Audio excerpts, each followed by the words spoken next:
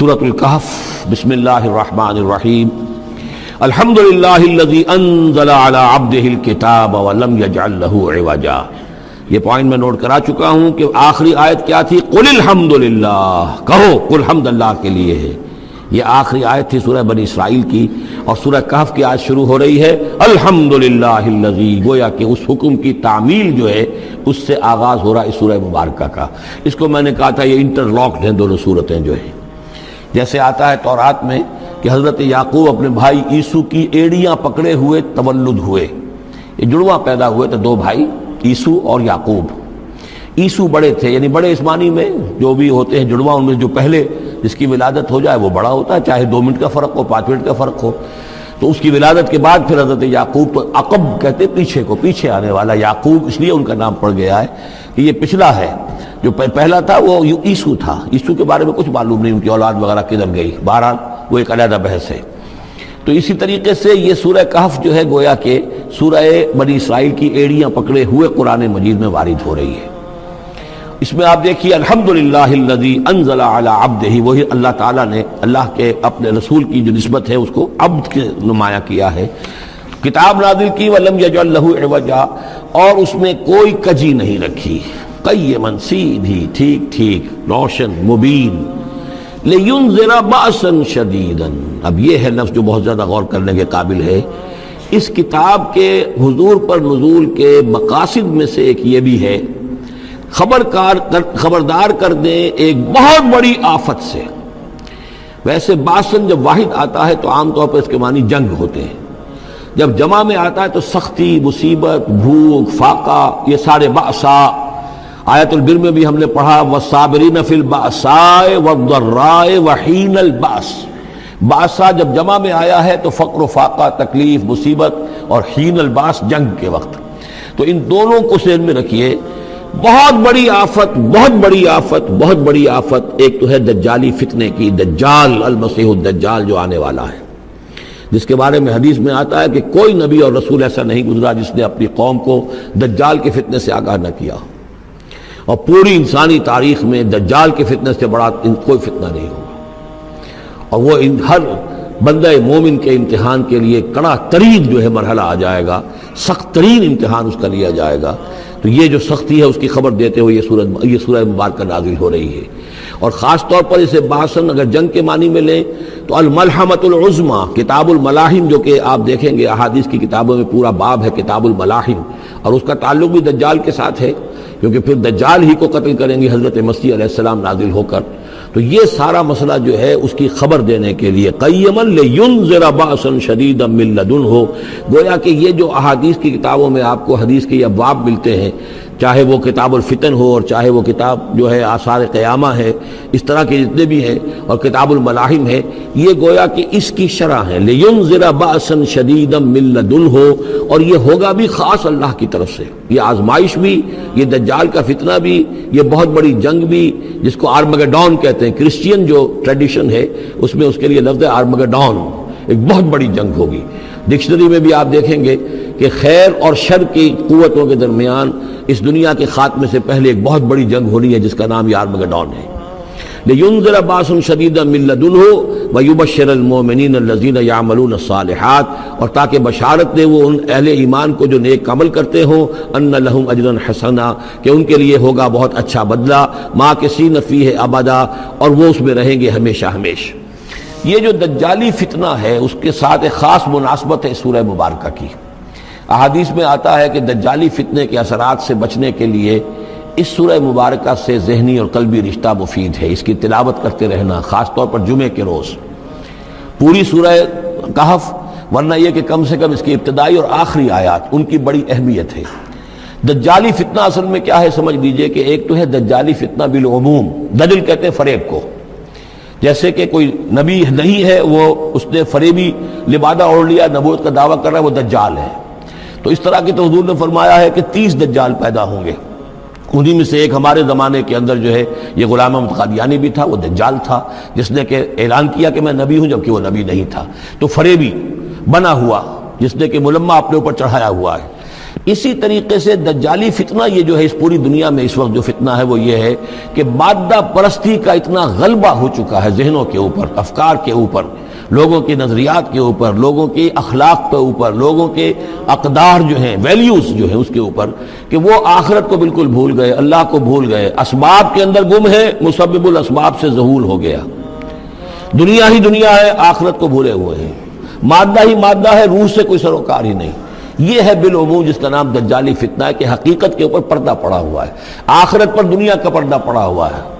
یہ دنیا جو ہے در حقیقت کیا ہے؟ وَمَا الْحَيَاةُ الدُّنْيَا إِلَّا مَتَاعُ الْغُرُورِ، یہ دھوکے کا سامان ہے۔ اصل زندگی کو اس نے ڈھانپا ہوا ہے، ہم نے یہ سمجھ لیا کہ زندگی یہی ہے، اسی کے لیے بھاگ دوڑ محنت صبح و شام، اسی کے مستقبل کی فکر ہے، لیکن اصل زندگی اس کی کوئی فکر ہی نہیں ہے۔ باقی ایک دجال جو ہے جو آئے گا وہ معاملہ احادیث کے اندر بھی بڑی طوالت کے ساتھ ہے، اور اس میں کافی پیچیدگیاں بھی ہیں، بعض چیزیں جو ہیں ایک دوسرے سے کچھ مختلف بھی ہیں،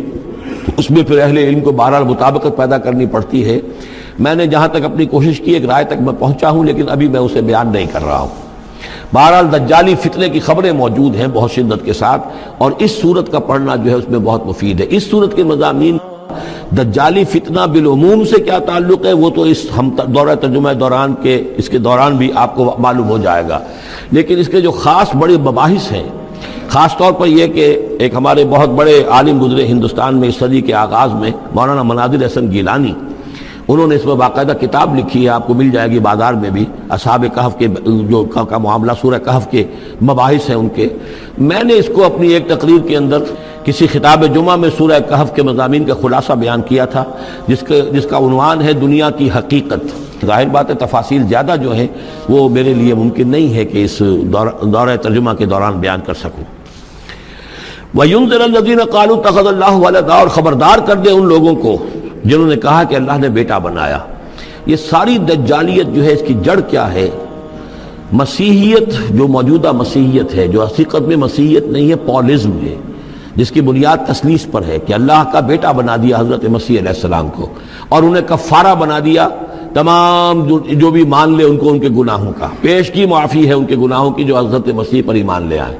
اور نمبر 3 شریعت ساقط کر دی، اور نمبر 4 سارا اختیار جو ہے وہ پوپ کے ہاتھ میں دے دیا گیا کہ تم جو چاہو جس چیز کو چاہو حلال کرو، جس چیز کو چاہو حرام کر دو۔ ان چیزوں نے مل کر نفس مذہب کو اس قدر قابل نفرت شے بنا دیا کہ یورپ کے عوام کے اندر مذہب کے خلاف شدید نفرت پیدا ہو گئی۔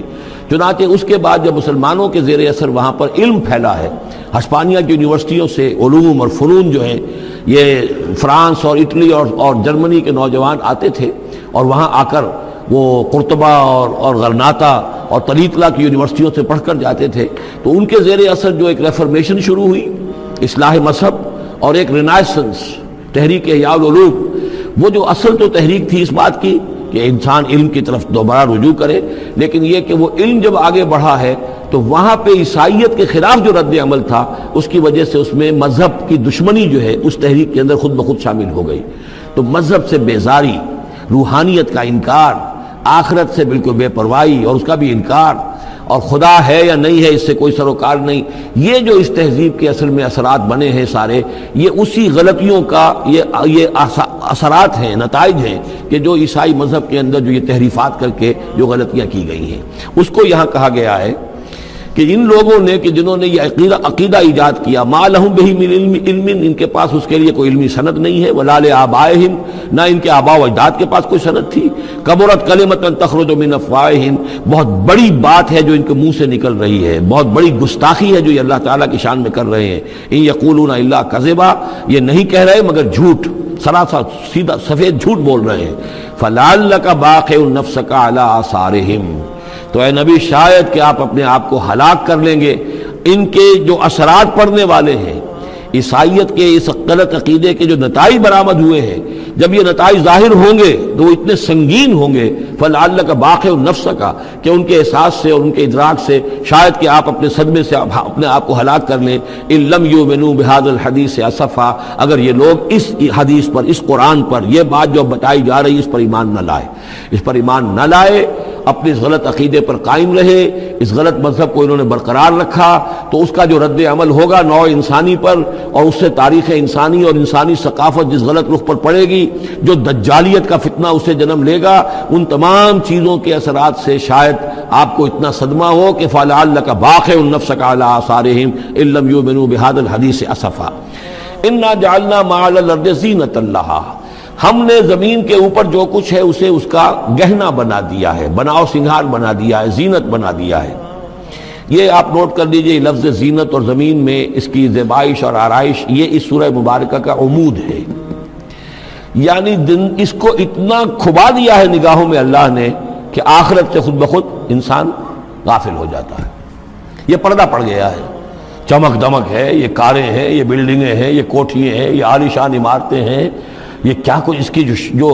یوں سمجھیے پومپ اینڈ شو جو ہے اس وقت دنیا کا، اور ظاہر بات ہے امریکہ میں جا کر دیکھیے تو جو کچھ یہاں دیکھ رہے ہیں اس سے 10 گنا 100 گنا 1000 گنا آپ کو نظر آئے گا، عقلیں دنگ ہو جاتی ہیں۔ نتیجہ کیا نکلتا ہے کہ انسان یہ سمجھتا ہے کہ اصل شے یہی مادہ ہی ہے، اصل ہدایت پہ یہی لوگ ہیں صحیح معنی میں کہ جنہوں نے واقعتاً علم حاصل کیا ہے، لہٰذا ان کی غلط تہذیب، ان کا غلط تمدن، ان کے تمام غلط ثقافت کے معاملات کے بھی ہم اسی طریقے سے پیروی کر رہے ہیں۔ یہ سارا مسئلہ جو ہے وہ اس لیے ہے کہ یہ چمک دمک دنیا کی جو زیبائش اور آرائش اس سے ہم متاثر ہیں۔ انا جعلنا ما علی الارض زینۃ اللہ، جو کچھ زمین کے اوپر ہے اسے ہم نے اس کے لیے بناؤ سنگھار بنا دیا، لنبلوہم، تاکہ ہم آزمائیں ان کو، ایہم احسن عملا، کون ہے ان میں سے اچھے عمل کرنے والا۔ یعنی اب یوں دیکھیے وہ شعر جو ایک ہے، اگرچہ ذرا تھوڑا سا شان باری تعالیٰ کے اعتبار سے تو شاید اتنا مناسب نہ ہو، لیکن یہ کہ مفہوم کو ادا کرتا ہے کہ رخ روشن کے آگے شمع رکھ کر وہ یہ کہتے ہیں ادھر آتا ہے دیکھیں یا ادھر پروانہ جاتا ہے۔ ایک طرف ذات باری تعالیٰ ہے اور ایک طرف یہ دنیا ہے، اس کی چمک دمک ہے۔ اب یہ پروانہ جو ہے یہ انسان، اس کا امتحان ہے، آیا یہ اللہ اور آخرت کی طرف جا رہا ہے یا دنیا کی طرف اور دنیا کی زیبائش اور آرائش کی طرف جا رہا ہے۔ جو زیبائش اور آرائش کی طرف چلا گیا وہ گیا، وہ تباہ و برباد ہو گیا، فقط خسر خسرانا مبینا۔ اور جس نے اس دنیا کی زیبائش اور آرائش اس سے منہ موڑ کر وہ جو حقیقت جو اصل حسن ازلی ہے اللہ تعالیٰ کا، اور اس کا جو جلال اور کمال ہے، اور جو آخرت کی نعمتیں ہیں ان کو اختیار کر لیا، وہ کامیاب ہو گیا۔ تو امتحان اتنا ہی ہے کہ رخ روشن کے آگے شمع رکھ کر وہ یہ کہتے ہیں ادھر جاتا ہے دیکھیں یا ادھر پروانہ آتا ہے۔ وَإِنَّا لَجَاعِلُونَ مَا عَلَيْهَا صَعِيدًا جُرُزًا، اور یہ کہ جو کچھ بھی اس پر ہے ہم ایک وقت آئے گا کہ اس کو بنا کر رکھ دیں گے جیسے کہ میدان جس میں سے کہ فصل کاٹ لی گئی ہو۔ جب قیامت ہوگی کیا ہوگا یہاں پر اسی زمین کو، نہ یہاں پہ کوئی وہ پہاڑ رہ جائیں گے کوٹ کوٹ کر چپٹی کر دی جائے گی، نہ یہ آپ کے پاس جو ہے وہ اسکائی اسکریپرز رہ جائیں گے، نہ یہ اعلیٰ شان عمارتیں ہوں گی، کچھ نہیں ہوگا۔ یہ سب برابر ہوگا جیسے کہ کسی کھیت کے اندر فصل کاٹ دی جاتی ہے تو اب وہ پڑا ہوتا ہے ویران۔ وَإِنَّا لَجَاعِلُونَ مَا عَلَيْهَا صَعِيدًا جُرُزًا، ہم اسے کر کے چھوڑیں گے ایسا کھیت کہ جہاں پر چورا پڑا ہوا ہو، صرف بچا کھچا جو ہے وہ اس کا توڑی کا اور کچھ نہ ہو۔ ام حسبت ان اصحاب الکہف والرقیم کانوا من آیاتنا عجبا، اب یہاں سے اصحاب کہف کی بات شروع ہو رہی ہے، کیونکہ پوچھوایا تھا یہودیوں نے اصحاب کہف کون تھے۔ کیا تم سمجھتے ہو کہ اصحاب الکہف والرقیم، رقیم جو ہے ان کی تختی تھی ایک جس کے اوپر ان کے حالات لکھ کر، جو ان کے ایک جو کہف تھی ان کی غار جو تھی اس کے اوپر لگا دی گئی تھی، تو انہیں اصحاب الکہف بھی کہتے ہیں، اصحاب الرقیم بھی کہتے ہیں، یہ دونوں انہیں ایک ہی گروہ کے نام ہیں۔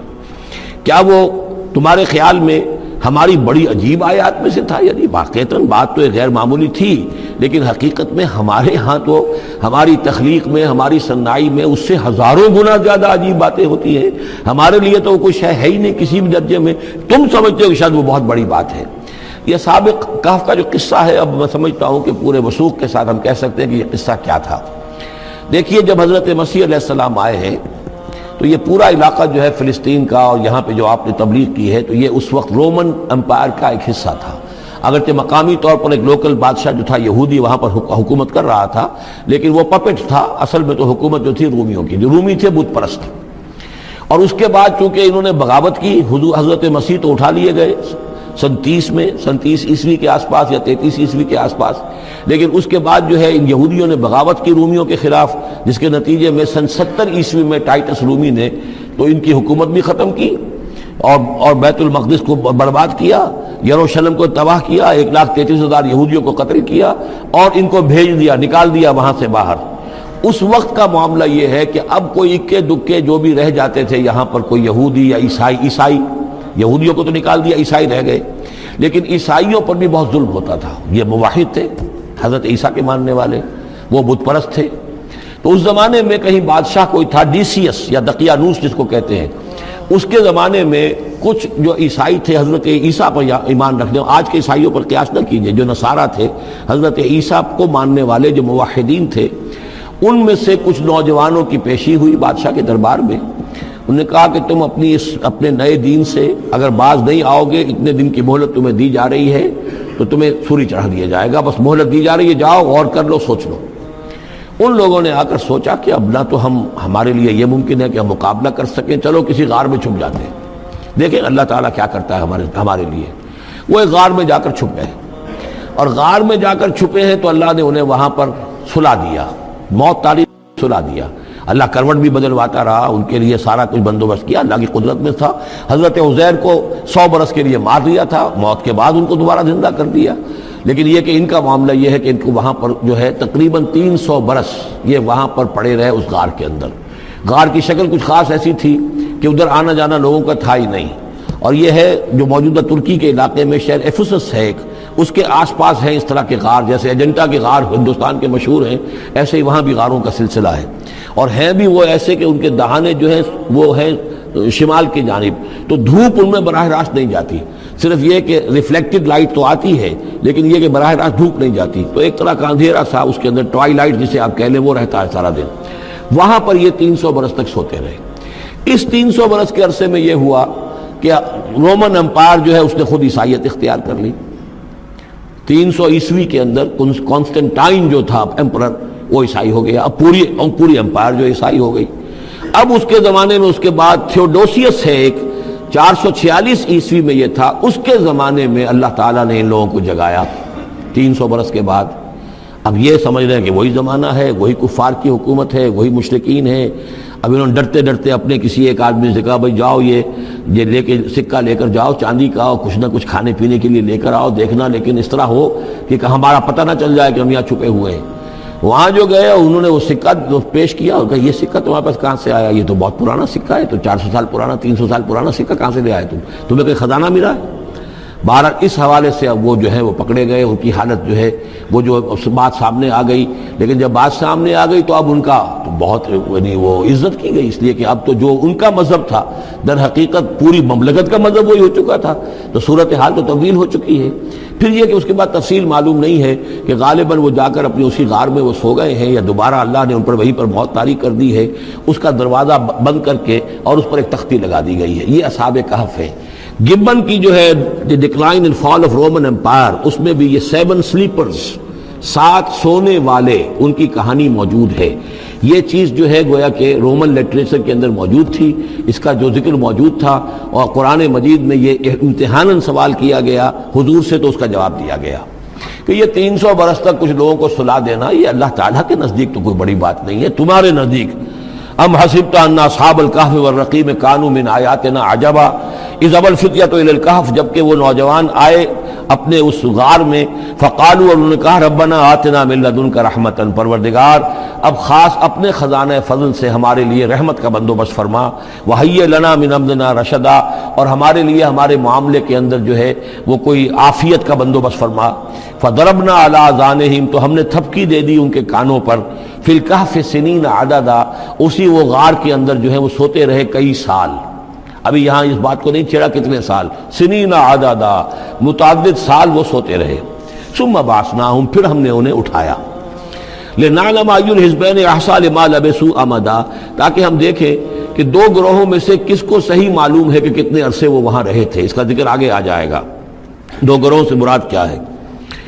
نحن نقص علیک نبأہم بالحق، اے نبی ہم آپ کو ان کا یہ قصہ سنا رہے ہیں، بیان کر رہے ہیں ان کے حالات حق کے ساتھ، صحیح بلا کم و کاسٹ۔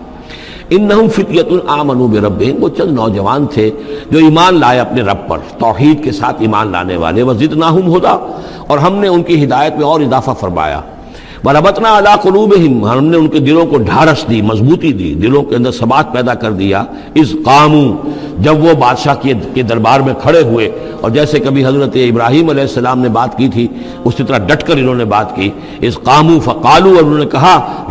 ربنا رب السماوات والارض، ہمارا رب تو وہ ہے جو آسمانوں اور زمین کا رب ہے، ہم کسی اور رب کو ماننے کے لیے تیار نہیں، کسی اور دیوی کو، کسی دیوتا کو، کسی بت کو ہم ماننے کو تیار نہیں، لن ندعو من دونہ الہا لقد قلنا اذا شططا، ہم اس کے ایک الہ کے سوا کسی اور کو پکارنے کے لیے تیار نہیں ہیں، ہم نے اگر ایسی کوئی بات کہی تو یہ تو عقل سے بہت دور کی بات ہو جائے گی۔ ہؤلاء قوم اتخذوا من دونہ آلہہ، یہ جو ہماری قوم ہے اس نے بہت سے آلہہ جو ہیں اختیار کر لیے ہیں اللہ کے سوا، انہوں نے اختیار کر لیے ہیں بہت سے آلہہ اس کے سوا، لولا یاتون علیہم بسلطان بین، تو کیوں نہیں وہ پیش کرتے ان کے اوپر کوئی دلیل، کوئی سند، کوئی اللہ کی طرف سے اتاری ہوئی سند ہو، کوئی آسمانی کتاب ہو۔ فمن ازلم ممن افترا علی اللہ کذبا، تو کون ظالم ہوگا اس شخص سے بڑھ کر کہ جس نے اللہ تعالیٰ کی طرف جھوٹ گھڑ کر منسوب کر دیا۔ تمہارے لیے اب مہلت صرف چند دن کی ہے، اس میں تم فیصلہ کر لو، اگر تم اپنے دین سے واپس نہیں پھرو گے اور ہمارے دین میں واپس نہیں آؤ گے، اپنے دین کو چھوڑ کر نئے دین کو، تو تمہیں ہم ہلاک کر دیں گے۔ اب یہ وہاں سے جا کر مشورہ کر رہے ہیں، وَإِذْ اعْتَزَلْتُمُوهُمْ، اور دیکھو جب تم نے اب ان سے اپنے آپ کو علیحدہ کر لیا ہے، وَمَا يَعْبُدُونَ إِلَّا اللَّهِ، اور ان ہستیوں کو بھی تم نے چھوڑ دیا جن کی وہ پرستش کرتے ہیں اللہ کے سوا، فَآوُوا إِلَى الْكَهْفِ، تو اب آؤ کسی کھو میں، کسی غار میں پناہ لے لیں، يَنشُرْ لَكُمْ رَبُّكُم مِّن رَحْمَتِهِ، تمہارا رب تمہارے لیے وہاں کوئی رحمت کا سامان کر دے گا، وَيُهَيِّئْ لَكُم مِّنْ أَمْرِكُم مِّرْفَقًا، اور تمہارے معاملے کے اندر اللہ تعالیٰ خاص اپنی طرف سے کوئی نرمی اور کوئی آسائش کا سامان پیدا فرما دے گا۔ وَتَرَى الشَّمْسَ إِذَا طَلَعَت تَزَاوَرُ عَنْ كَهْفِهِمْ ذَاتَ الْيَمِينِ، اور تم دیکھو کہ سورج جب طلوع ہوتا تھا تو وہ ان کی اس غار سے کنی کتراتا ہوا داہنی طرف نکل جاتا تھا، یعنی براہ راست دھوپ جو ہے اس میں نہیں آتی تھی۔ وَإِذَا غَرَبَتْ، جب ڈوبتا تھا، تَقْرِضُهُمْ ذَاتَ الشِّمَالِ، تو بھی وہ کنی کترا جاتا تھا بائیں طرف، تو گویا کہ سورج جو ہے یوں جا رہا ہے اور اس غار کا جو منہ ہے وہ شمال کی طرف ہے، لہذا براہ راست جو ہے داہنی طرف سے ہو کر بائیں طرف سے ہو کر سورج نکل گیا، دھوپ جو ہے براہ راست اس پر نہیں آ رہی۔ اسی اصول پر آج کل جو بڑی بڑی بلڈنگز بنتی ہیں جو کارخانوں کی اور ملز کی، اس میں یہ نارتھ لائٹ شیلز بنائے جاتے ہیں، ایسے شیل روف کی ہوتے ہیں کہ جس میں پھر جو روشنی جو ہے وہ نارتھ کی طرف سے لیتے ہیں، کیونکہ ہمارے ہاں جو سورج ہے وہ کبھی بھی نارتھ میں نہیں جاتا، لہذا جو ہے سورج براہ راست کبھی نہیں آئے گا بلکہ انڈائریکٹ لائٹ آئے گی۔ وَهُمْ فِي فَجْوَةٍ مِّنْهُ، اور وہ جو اس غار تھی اندر سے کھلی تھی، اس کھلی غار کے اندر جا کر وہ لیٹ گئے، سو گئے۔ ذَلِكَ مِنْ آیَاتِ اللَّهِ، یہ اللہ کی نشانیوں میں سے ہے، مَن يَهْدِ اللَّهُ فَهُوَ الْمُهْتَدِ، جو جس کو اللہ ہدایت دیتا ہے وہی ہے کہ جو ہدایت یافتہ ہوتے ہیں، وَمَن يُضْلِلْ فَلَن تَجِدَ لَهُ وَلِيًّا مُرْشِدًا، اور جس کو اللہ تعالیٰ گمراہ کر دے، جس کی گمراہی کا فیصلہ فرما دے، پھر اس کے لیے تم نہیں پاؤ گے کوئی بھی جو حمایتی ہو، مددگار ہو، اس کو راہ پر لانے والا۔ وَتَحْسَبُهُمْ أَيْقَاظًا، صورتحال ایسی تھی کہ تم اگر اس کو دیکھتے تو یہ سمجھتے کہ وہ جاگ رہے ہیں، وَهُمْ رُقُودٌ، حالانکہ وہ سو رہے ہیں۔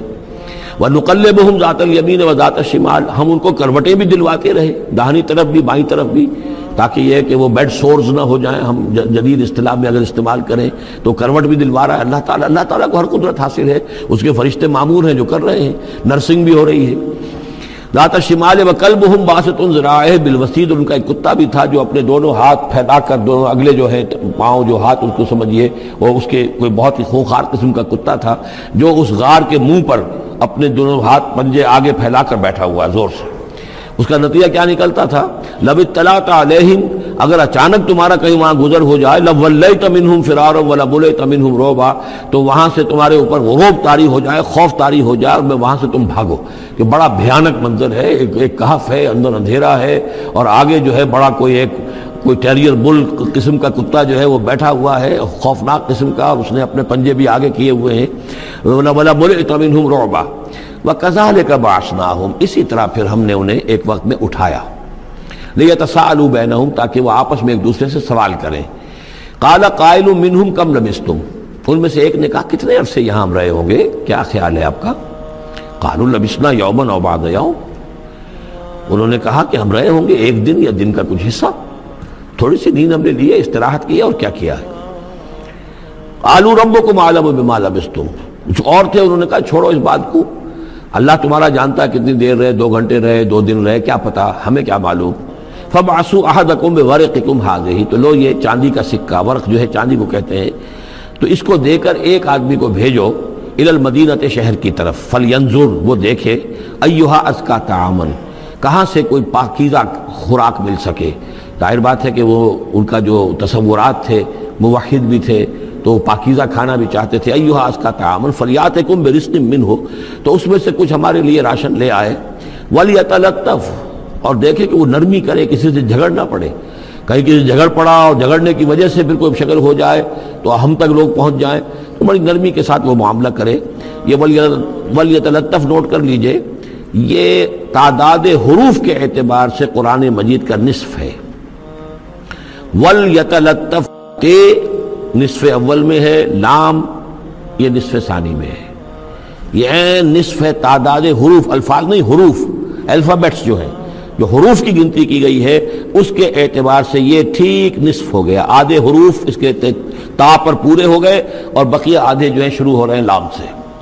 وَلْيَتَلَطَّفْ، اور نرمی کا معاملہ رکھے، وَلَا يُشْعِرَنَّ بِكُمْ أَحَدًا، اور ایسا نہ ہو کہ وہ ہمارے اوپر متنبع کر دے، لوگوں کو مطلع کر دے، اس کا ذریعہ بن جائے۔ إِن يَظْهَرُوا عَلَيْكُمْ، اگر وہ تمہارے اوپر غالب آ گئے اور قابو پا لیا انہوں نے تم پر، يَرْجُمُوكُمْ، یا تو تمہیں رجم کر دیں گے، اب سنسار کر دیں گے، أَوْ يُعِيدُوكُمْ فِي مِلَّتِهِمْ، یا تمہیں مجبور کریں گے اور اپنی ملت میں، اپنے دین میں وہ واپس لے جائیں گے۔ وَلَن تُفْلِحُوا إِذًا أَبَدًا، اور اگر ایسا ہو گیا تو پھر ہمیشہ کہ تم فلاح سے دور ہو جاؤ گے، پھر نہیں پا سکو گے فلاح کبھی بھی۔ وَكَذَلِكَ أَعْثَرْنَا عَلَيْهِمْ، اس طرح ہم نے مطلع کر دیا ان لوگوں پر، یعنی اب وہاں کے لوگوں نے، شہر کے لوگوں کو مطلع ہو گئے کہ یہ لوگ، ظاہر بات ہے کہ بڑا ایک چرچا ہو گیا ہوگا یہ کون ہے۔ اب اس نے بات بتائی، پھر وہ آئے تو معلوم ہوا کہ ہاں واقعتاً کہ ان کے حالات، کوئی 7 آدمی ہوتے تھے ایک زمانے میں، اور وہ کہیں روپوش ہو گئے تھے، گم ہو گئے تھے، کہیں نہیں ملے تھے، پوری مملکت میں تلاش کیا گیا تھا، پھر ان کے حالات ایک تختی کے اوپر لکھ کر جو ہے وہ خزانے میں رکھ دیے گئے تھے، وہ تختی کہیں نکلوائی گئی، 300 برس سے زائد پرانی بات تھی، اس کے اوپر وہ قصہ پورا کا پورا لکھا ہوا مل گیا،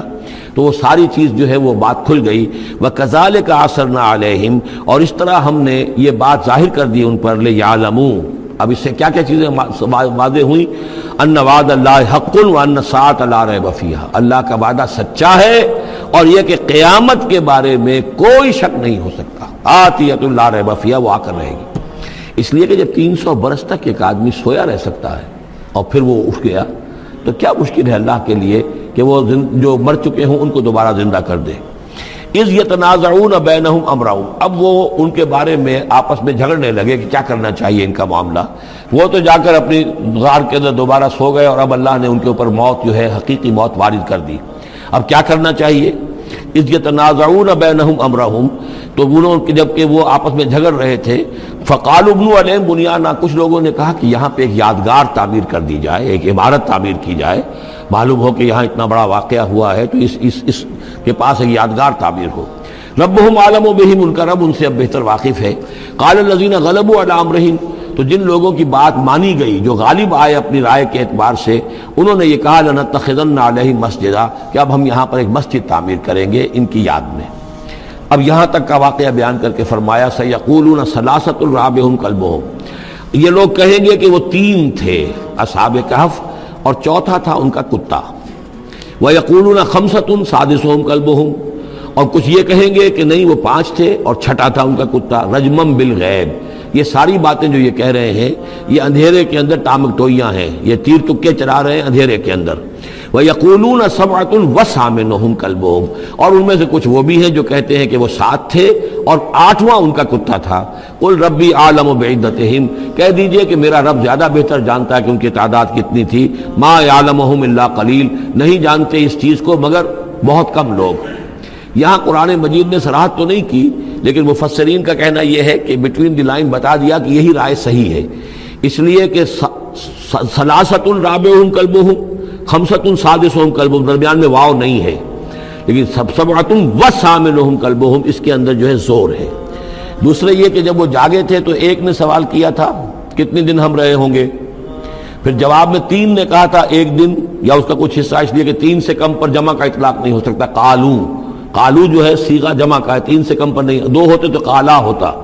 اسی طریقے سے پھر جنہوں نے یہ کہا کہ چھوڑو اس مسئلے کو اور کسی کو بھیجو کھانا لانے کے، وہ بھی کم سے کم 3 تھے، اس لیے کہ وہ بھی قالو کے لفظ کے ساتھ ہے، تو 3 جمع 3 اور ایک پوچھنے والا، وہ 7 بن گئے۔ ویسے یہ کہ گبن کی کتاب میں بھی میں نے آپ کو بتایا 7 سلیپرز، یہ گویا کہ ان کی ہاں بھی جو ٹریڈیشنز ہیں، ان کی روایات جو تاریخی چلی آ رہی ہیں، ان میں یہ کہانی کے طور پر یہ چیز موجود ہے ان کے لٹریچر کے اندر۔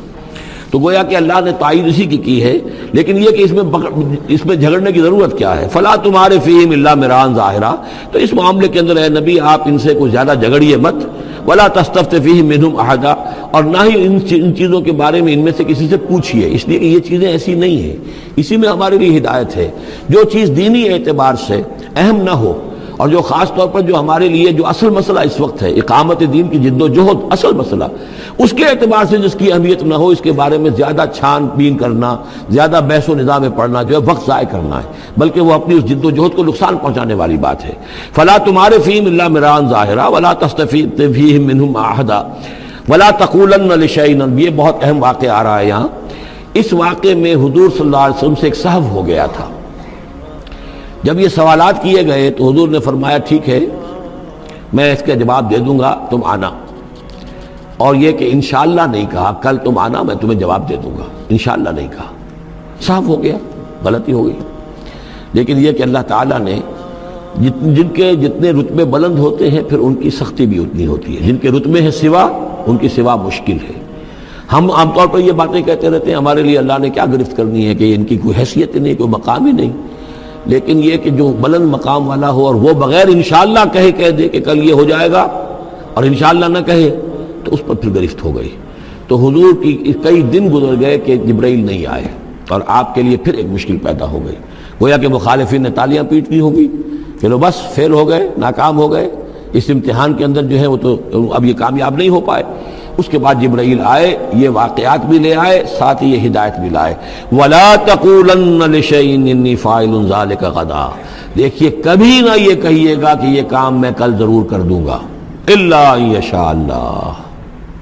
مگر اس استثناء کے ساتھ اگر اللہ نے چاہا۔ یہ ہماری تہذیب کے، اب یوں سمجھیے کہ کچھ کلمات ہیں سماجی، ہمارے ثقافت کے، ان کے اندر جو ہے توحید کی روح جو ہے وہ کوٹ کوٹ کر بھری ہوئی ہے۔ کوئی اچھا منظر دیکھا، سبحان اللہ، یعنی یہ کہ اس منظر میں کچھ نہیں ہے، اصل میں حسن اللہ کا ہے۔ پھول دیکھا، سبحان اللہ،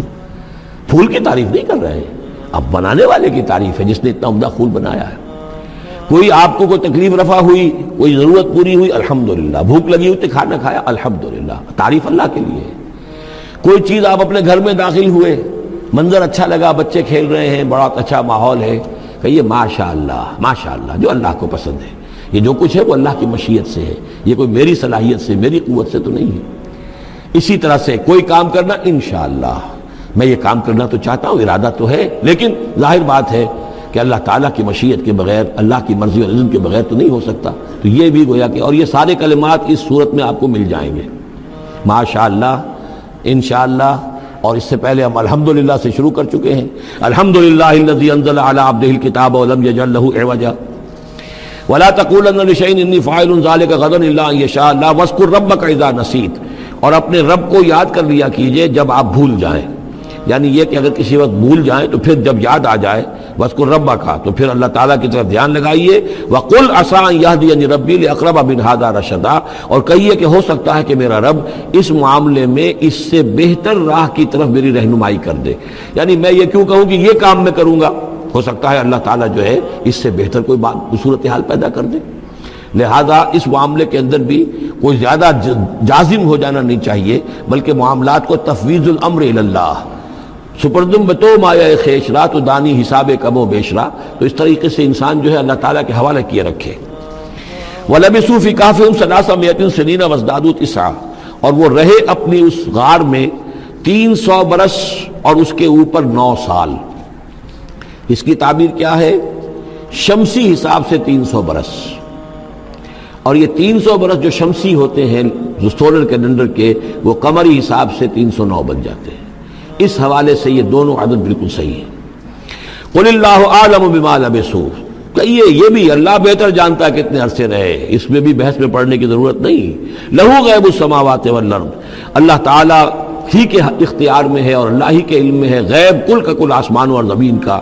اب صرف بہی واس میں کیا ہی عجیب اور اچھا ہے وہ دیکھنے والا، اور کیا ہی اچھا ہے وہ سننے والا، اس کی سماعت اس کی بصارت کا تم کیا اندازہ کرو گے۔ ما لہم من دونہ من ولی، ان کا کوئی ساتھی اور پشت بنا اور مددگار اور حمایتی نہیں ہے اس کے سوا، ولا یشرک فی حکمہ احدا، اور وہ اپنے حکم اور اختیار اور اپنی حاکمیت کے حق میں کسی کو شریک کرنے کو تیار نہیں ہے۔ یہ جو توحید حاکمیت، اس کے بارے میں نوٹ کر لیجئے، سورہ یوسف میں ہم نے پڑھا ان الحکم الا للہ امر اللہ تعبدوا الا ایاہ ذالک الدین القیم۔ سورہ بنی اسرائیل کی آخری آیت میں آیا ولم یکن لہ شریک فی الملک، بادشاہت میں اس کا کوئی شریک نہیں۔ یہاں فرمایا ولا یشرک فی حکمہ احدا، وہ اپنے حکم اور حاکمیت کے اختیار میں کسی کو شریک کرنے کے لیے تیار نہیں۔ وَاتْلُ مَا أُوحِیَ إِلَیْکَ مِن کتاب ربک، اور اے نبی تلاوت کیجئے جو آپ کی طرف وحی کی گئی ہے آپ کے رب کی کتاب میں سے۔ یعنی یہ جو سخت حالات ہیں جن سے آپ گزر رہے ہیں، دباؤ ہے آپ پر بہت شدید، اس میں آپ کے لیے سہارا کیا ہے؟ وَمَا صَبْرُکَ إِلَّا بِاللَّہ، اور اللہ کے ساتھ اپنا قلبی تعلق اور ذہنی رشتہ قائم کرنے کے لیے سب سے مؤثر ذریعہ کیا ہے؟ قرآن مجید کی تلاوت۔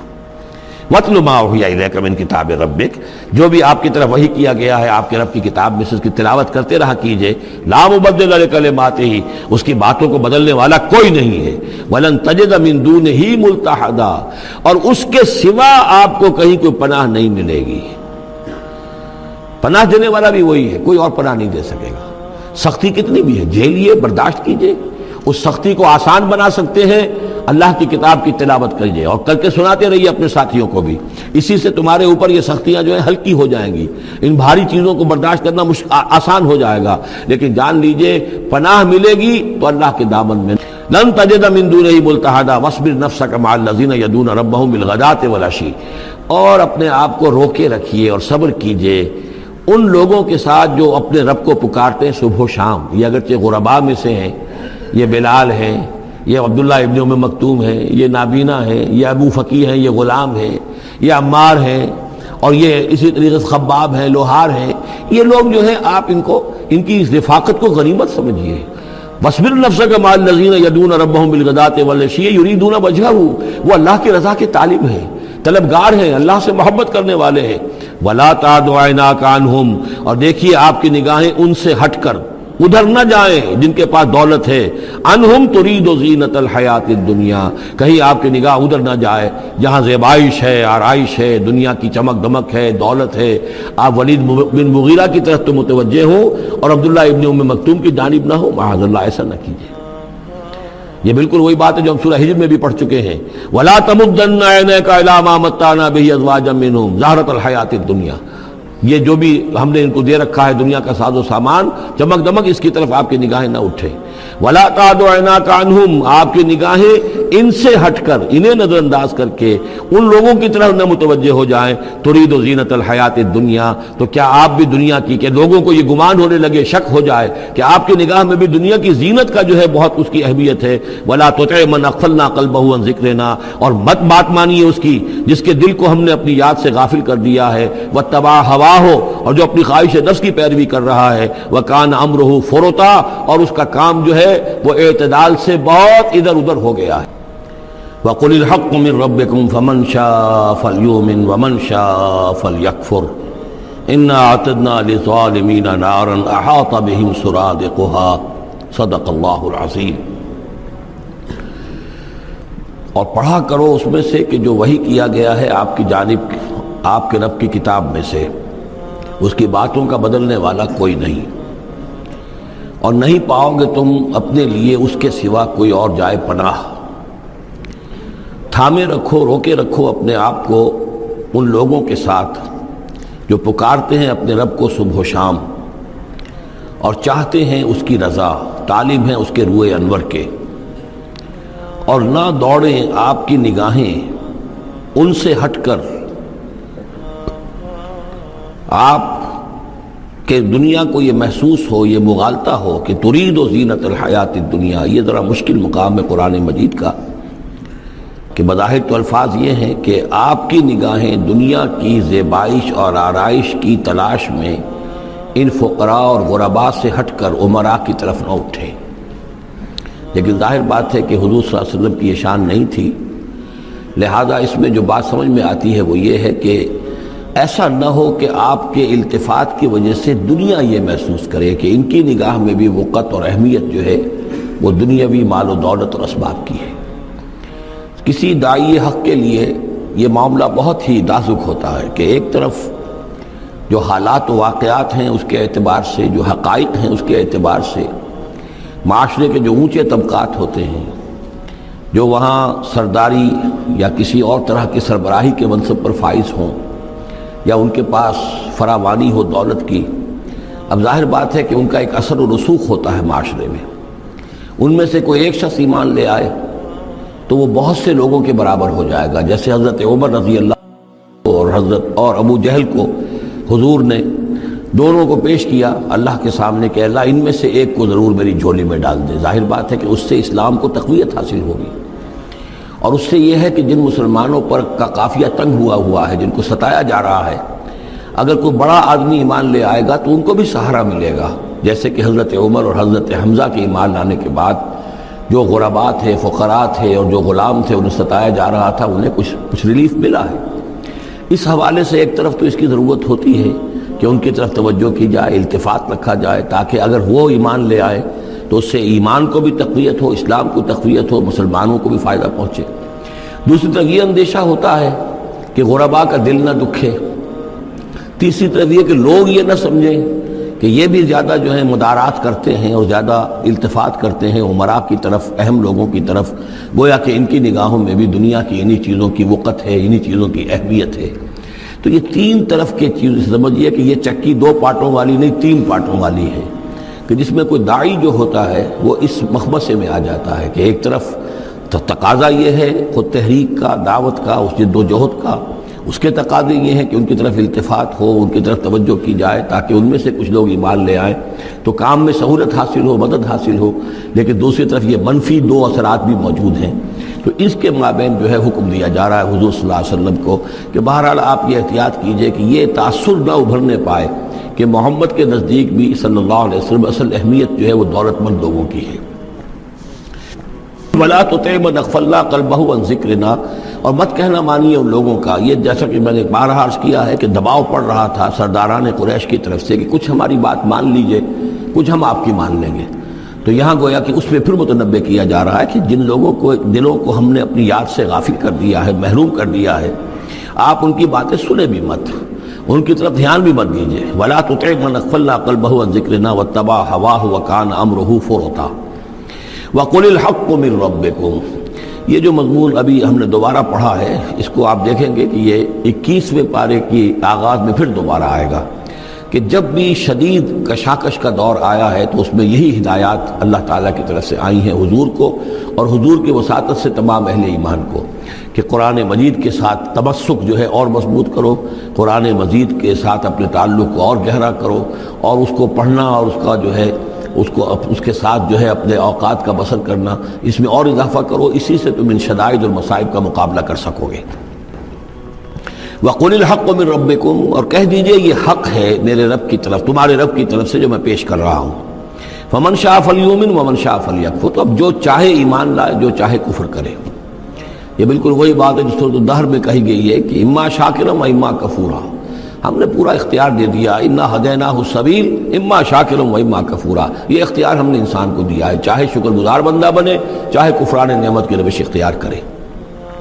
تو یہاں انداز یہ ہے کہ آپ ان کفار سے کہہ دیں کہ میں دعوت پیش کر رہا ہوں، اب تمہیں ایمان لانا ہے لاؤ، کفر کرنا ہے کفر کرو، لیکن بین کی کوئی بات نہیں ہو سکتی، کوئی گیو اینڈ ٹیک، کوئی جو ہے کمپرومائز، یہ ممکن نہیں ہے۔ قُلِ الْحَقُّ مِنْ رَبِّكُمْ، ٹیک اٹ اور لیو اٹ، یہ حق ہے تمہارے رب کی طرف سے، چاہے اسے چھوڑ دو تو پورے کو چھوڑنا ہوگا، قبول کرنا ہے تو پورے کو کرنا ہوگا۔ فَمَنْ شَاءَ فَلْيُؤْمِنْ وَمَنْ شَاءَ فَلْيَكْفُرْ إِنَّا أَعْتَدْنَا لِلظَّالِمِينَ نَارًا، ہم نے ظالموں کے لیے، کافروں کے لیے، مشرکوں کے لیے آگ تیار کر رکھی ہے، احاطہ بہم سرادقها، اس کی قناتیں ان کا احاطہ کر لیں گی، وہ قناتوں کی شکل میں آگ ہوگی، ان کو گھیرے میں لے لیں گی۔ وَإِن يَسْتَغِيثُوا، اور اگر وہ پیاس سے جہاں بلب ہو کر پانی مانگیں گے، یغاثوا بماء کالمہل یشفی الوجوہ، تو انہیں ایسا پانی دیا جائے گا پینے کے لیے کہ جیسے بھول، یہ جو مہل کے ترجمے کئی کیے گئے ہیں، کھولتے تیل کی تلچھٹ، لاوا، پگھلا ہوا تانبا اور پیپ وغیرہ، مان سدید، ان میں، اور وہ اتنا گرم ہوگا یشوی الوجوہ کہ ان کے چہروں کو بھون دے گا۔ بیس الشراب، بہت ہی بری شے ہوگی پینے کی، وساعت مرتفقہ، اور یہ ان کے لیے ان کی آرام گاہ جو بنے گی جہنم، بہت ہی بری آرام گاہ ہوگی۔ اس کے برعکس وہی سائملٹینیس کنٹراسٹ کا اسلوب، ان الذین آمنوا وعملوا الصالحات، جو لوگ ایمان لائیں اور نیک عمل کریں، انا لا نضیع اجر من احسن عملا، ہمارا یہ اصول نہیں ہے کہ جو لوگ اچھے عمل کریں ان کے اجر کو ہم ضائع کر دیں، ان کا اجر بھرپور انہیں ملے گا۔ اولئک لہم جنات عدن تجری من تحتہم الانہار، یہ وہ لوگ ہیں کہ جن کے لیے ہیں وہ رہنے والے باغات، ریزیڈینشل گارڈنز، جن کے دامن میں ندیاں بہتی ہوں گی، یحلون فیہا من اساور من ذہب، انہیں پہنائے جائیں گے وہاں کنگن سونے کے، وَيَلْبَسُونَ ثِيَابًا خُضْرًا مِّن سُنْدُسٍ، اور ان کو وہ پہنیں گے وہاں پر کپڑے سبز رنگ کے، باریک ریشم کے اور گاڑھے ریشم کے، یعنی اوپر کا لباس جو ہوگا وہ باریک ریشم کا ہوگا اور جو نیچے کا لباس ہوگا وہ گاڑھے ریشم کا ہوگا۔ متکئین فیہا علی الارائک، اور وہ وہاں پر تکیہ لگائے ہوئے، ٹیک لگائے ہوئے بیٹھے ہوں گے تختوں کے اوپر۔ نعم الثواب، کیا ہی اچھا بدلہ ہوگا، وحسنت مرتفقہ، اور کیا ہی خوب ان کے لیے آرام گاہ ہوگی۔ پانچویں رکوع میں ایک مکالمہ آ رہا ہے دو اشخاص کا۔ ایک شخص وہ ہے کہ جس کو اللہ نے دنیاوی نعمتیں جو بھی اس دور کی تھیں بھرپور دی ہیں، مادی وسائل بھرپور دے رکھے ہیں، اور وہ اس قدر اس کا معاملہ ٹھیک چل رہا ہے کہ ہوتے ہوتے اس کی نگاہ اب اللہ کی طرف سے ہٹ کر ان مادی اسباب و وسائل ہی پر جم گئی ہے، اس کا توکل اور اعتماد اسی پر قائم ہو گیا ہے۔ ایک دوسرا شخص دنیاوی اعتبار سے مرفع الحال نہیں ہے، اس کے پاس دولت نہیں ہے، دنیاوی چیزیں نہیں ہیں، لیکن وہ اللہ تعالیٰ کی معرفت اسے حاصل ہے۔ وہ اس دولت مند آدمی کو کوئی نصیحت کرتا ہے کہ تم اللہ کو بھول گئے ہو، تمہیں چاہیے کہ ہم تمام چیزوں کے اوپر جو بھی اللہ نے تمہیں دی ہے اس کا شکر ادا کرو، اس کا حق ادا کرو۔ لیکن اس نے اپنے گھمنڈ میں آ کر اسے بہت تلخ جواب دیا کہ میرے پاس یہ سب کچھ ہے، تو گویا کہ میں اللہ تعالیٰ کا لاڈلا ہوں، چہیتا ہوں، تم جوتیاں پٹخار رہے ہو، تمہارے پاس کچھ نہیں ہے، تمہاری کوئی حیثیت نہیں ہے، تمہاری یہ حیثیت ہی نہیں کہ مجھے تم واس بھی کہو۔ لیکن یہ کہ اس پر پھر جو ان کے درمیان معاملہ ہوا تو انہوں نے کہا، اس شخص نے، کہ ہو سکتا ہے کہ اللہ تعالیٰ تمہارے اس سارے دولت کو اور مال و اسباب کو ضائع کر دے، لیکن یہ کہ اس نے کہا کیسے ہو سکتا ہے، میں نے سارا بندوبست ٹھیک کیا ہوا ہے۔ بہرحال نتیجہ یہ نکلا کہ اللہ تعالیٰ نے اس کی اس پوری دولت کو ایک طریقے سے ضائع کر دیا، اور پھر وہ اپنے ہتھیلیاں ملتا رہ گیا، کف افسوس ملتا رہ گیا، اور اس نے کہا ہائے کاش کہ میں نے اپنے رب کے ساتھ شرک نہ کیا ہوتا۔ حالانکہ اس پورے رکوع میں کہیں کسی دیوی کا، دیوتا کا، کسی اور الہہ کا کوئی ذکر نہیں ہے۔ تو اس رکوع میں سمجھنے کی بات یہ ہے کہ ایک شرک ہے مادہ پرستی کا شرک، مادی اسباب و وسائل پر اتنا تکیہ ہو جائے، اتنا توکل ہو جائے، اتنا اعتماد ہو جائے کہ پھر اللہ تعالیٰ کو انسان بھول جائے، مسبب الاسباب پر سے نگاہ ہٹ جائے، اور وہ سمجھے کہ سارا اعتماد اور توکل میرا ان مادی اسباب و وسائل پر ہے۔ تو یہاں گویا کہ اس نے ان مادی وسائل و اسباب ہی کو اپنا معبود بنا لیا ہے۔ تو یہ شرک ہے جو اس دور کا سب سے بڑا شرک ہے۔ اس دور میں بت پرستی کا شرک بہت کم رہ گیا ہے، اب ستارہ پرستی کا شرک کہاں رہ گیا ہے؟ کون لوگ ہیں جو ستاروں کو پوجتے ہیں؟ اب تو انسان سمجھتا ہے ستاروں تک تو ہم پہنچ ہی جائیں گے، ہمارا علم تو پہنچ ہی چکا ہے، چاند تک ہم اتر آئے ہیں، اب چاند کو کون پوجے گا؟ یہ جو اب ساری جو ہے اب جو پوجا پاٹ ہو رہی ہے وہ تو مادہ پرستی کی ہے، وہ دولت کی ہے، وہ در حقیقت یا وہ نظریاتی طور پر وطن پرستی ہے، اس کا ایک شرک ہے۔ تو یہ اس دور کے شرک کو سمجھنا بہت ضروری ہے، اور یہ رکوع اس اعتبار سے کہ اس میں کسی دیوی دیوتا کا ذکر نہیں ہے۔ تو شرک کون سا کیا اس نے؟ وہ شرک یہی ہے کہ اس نے دنیاوی مال و اسباب اور مادی اسباب و ذرائع کے اوپر اپنے سارے توکل کو جو ہے اس کے ساتھ منسلک کر دیا، یہی گویا کہ اس کو معبود بنا لینا ہے۔ وَاضْرِبْ لَهُم مَثَلَ الرَّجُلَيْنِ، ان کے لیے بیان کیجئے دو اشخاص کی مثال۔ جعلنا لأحدهما جنتين من عناب، ان میں سے ایک کو ہم نے دیے تھے دو باغ انگوروں کے، وحففناهما بنخل، اور ان دونوں کو گھیرے میں لیا ہوا تھا کھجوروں کے درختوں نے۔ اب دیکھیے کہ انگوروں کی بیلیں ہیں، اور چونکہ ادھر ادھر سے ہوا تیز نہ آئے تو کھجوروں کے جھنڈ جو ہیں وہ چاروں طرف لگے ہوئے ہیں، تاکہ ان کے مابین جو اس کی انگوروں کی بیلیں ہیں وہ بڑی محفوظ ہیں۔ وجعلنا بینہما زرعا، ان کے درمیان کھیتی بھی تھی، یعنی یہ کہ اناج کا سامان بھی ہے اور انگوروں کی بیلیں بھی ہیں اور یہ کہ کھجوروں کے درخت بھی ہیں۔ کلتل جنتین آتت اکلھا، اور وہ دونوں باغات اپنا پھل دیتے تھے، ولم تظلم منہ شیئا، سال بسال پھل آ رہا ہے، سال ہر سال ہو گئے، ہر سال پھل آ رہا ہے، اس میں کوئی کمی نہیں کرتے تھے۔ جب یہ چیز چلتی رہتی ہے تو آدمی کا خود بخود ایک توکل جو ہے وہ اس چیز کے ساتھ وابستہ ہو جاتا ہے، وہ بھول جاتا ہے کہ اس کی اللہ تعالیٰ کے فضل و کرم سے ہے یا اللہ کے اذن سے ہے، بلکہ یہ کہ وہ انہی چیزوں کو سمجھ بیٹھتا ہے کہ یہ دائم ہے اور قائم ہے۔ وَفَجَّرْنَا خِلَالَهُمَا نَهْرًا، اور ہم نے ان کے مابین ایک نہر بھی نکال دی تھی، آب پاشی کا بھی پورا نظام موجود ہے۔ وَكَانَ لَهُ ثَمَرٌ، اور اس کے میوے بھی تھے، یعنی یہ بھی تھا کہ باغ جو ہے وہ پھلا ہوا اس وقت۔